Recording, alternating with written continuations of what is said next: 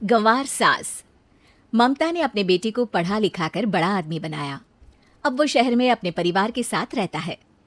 एक दिन ममता का बेटा रोहन अपनी पत्नी आलिया से कहता है, अरे आलिया, सुनो, माँ अब से गांव में नहीं रहेगी, वो हमारे साथ यहीं रहेंगे शहर में। उनका कमरा आज नौकर से बोलकर अच्छे से साफ करवा देना। आज तो मेरी किटी पार्टी है, फिर मुझे जिम और फिर शॉपिंग। ठीक है, कल करवा दूंगी। अच्छा, लेकिन माँ के सामने ये कपड़े नहीं चलेंगे। हाँ, तुम्हें साड़ी या सूट पहनना होगा। अरे बिल्कुल भी नहीं।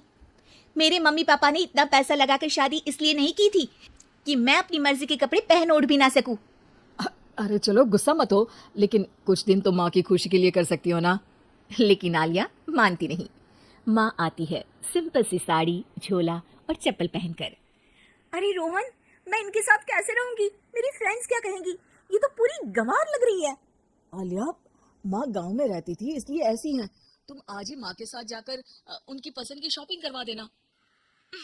इनके साथ घर के अंदर रहना मुश्किल है, बाहर तो मैं कभी भी ना जाऊं। रोहन को आलिया पर गुस्सा आ जाता है। माँ, ओ माँ। हाँ बेटा। वो माँ को ले जाने के लिए उनका हाथ पकड़ता है कि अरे माँ, तेरे हाथ अभी तक इतने कड़े हैं, तूने इसका कोई इलाज नहीं किया? अरे बेटा, इसका कोई इलाज नहीं। वैसे भी मुझे कोई शर्म नहीं कि मेरे हाथ मुलायम नहीं है, क्योंकि इन्हीं हाथों से मेहनत कर मैंने तुझे बनाया है बेटा। अगले दिन। माँ, मैं ऑफिस जा रहा हूँ, कुछ लाना हो तो आलिया को बोलकर फोन करवा देना। रोहन के जाने के बाद, आप ना आज कमरे में ही रहिएगा, घर में पार्टी है, मेरी सहेलियां आ रही हैं, मैं उन लोगों के सामने आपको नहीं ला सकती हूँ। ठीक है बहू, लेकिन तुम कहो तो मैं कुछ खाने को बना दूँ तुम लोगों की पार्टी के लिए। वो लोग सिर्फ कॉन्टिनेंटल या थाई फूड ही खाते हैं। कोई बात नहीं, कभी इंडियन खिलाने वाला कोई मिला नहीं होगा ना। मैं बनाकर कमरे में चली जाऊंगी।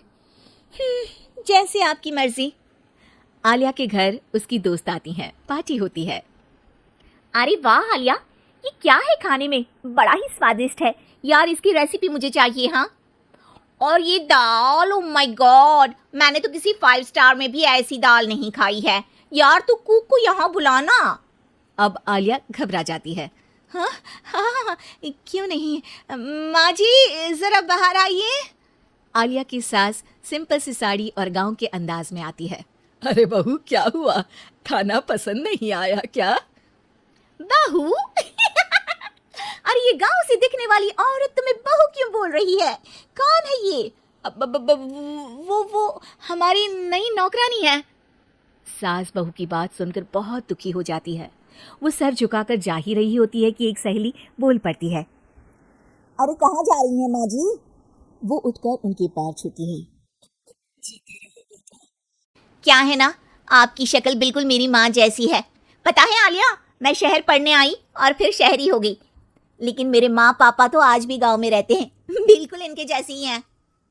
आप यहाँ बैठिए ना आंटी, आप सच में बड़ी खूबसूरत है और आपके हाथ का खाना तो लाजवाब है। काश ये मेरी सास होती। सभी सहेलियां सास को घेर कर बैठ जाती हैं और उनसे खाने की रेसिपी पूछ रही होती है कि तभी घर की बेल बजती है और रोहन आता है। अरे क्या बात है, आज आप लोग हमारे घर में? और ये लोग तो मुझे आलिया से ज्यादा माँ की सहेलियां लग रही हैं। क्या ये आपकी माँ है? लेकिन आलिया ने तो कहा कि ये उनकी नौकरानी है और इन्होंने भी नहीं बताया। वो नहीं बताएंगी, क्योंकि उनके लिए बच्चों की इज्जत और उनकी खुशी सबसे पहले है। मुझे माफ कर दो, मुझे इन्हें तुम लोगों से मिलवाने में शर्म आ रही थी कि तुम लोग क्या कहती। अरे अब तो हमें शर्म आ रही है कि तुम हम लोगों की सहेली हो। हाँ, जो माँ जैसी सास को नौकरानी बोले वो हमारी सहेली नहीं हो सकती। ये बोलकर सभी वहां से जाने लगती है कि सास बोलती है। आलिया की तरफ से मैं तुम लोगों से माफी मांगती हूँ। उसने जो कहा उसके लिए मैं उसे माफ करती हूँ। अब तुम लोग भी उसे माफ कर दो, क्योंकि अगर तुम लोगों ने उससे दोस्ती तोड़ी तो फिर मेरे हाथ का खाना कैसे खाओगी?